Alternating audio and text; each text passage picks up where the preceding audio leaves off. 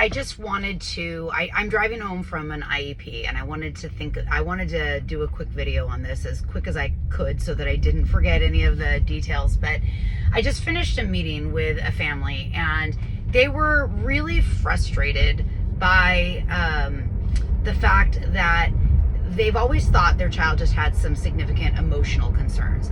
But the more we started kind of going into in depth with the testing, we started realizing it wasn't really the emotional concerns, it was really autism.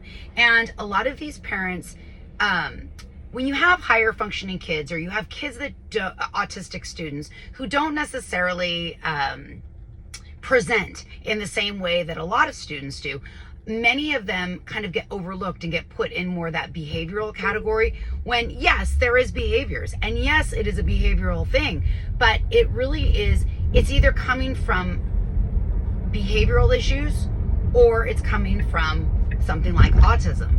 And so what this family that we just dealt with, they were really frustrated because they had been lumping their child, who was end of elementary school, in with this behavioral thing for so many years, yet he had all the soft signs of autism. He had so many, sensory things, but autism was always kind of ignored, the idea of it, although it had come up over the past, it just had not really been addressed. And they'd never had an evaluation. From the time this kid was 3 years old, he had never had an evaluation for autism.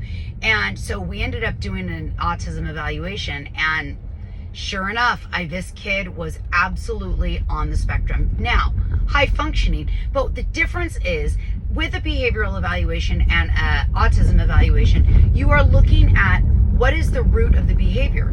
Is it I'm misbehaving, I'm doing whatever, or is it because there's autism? And if that's the case, and autism is the concern, then you have a whole different slew of things that you are going to use to be able to support that student. You're going to be looking at more of the sensory. You're going to be looking at more of the ABA. You're going to be looking at many other things. But to know the root cause of why a student is displaying behaviors that are maladaptive, we need to know what it's coming from. Is it coming from an emotional side of things, or is it coming from autism? So I wanted just to throw that out there, because it was one of these things that was a subtlety within the meeting I was just in, that I'm like, oh my gosh, this happens all the time, and kids get skipped because they've never had an autism evaluation. So anyway, just wanting to throw that out there.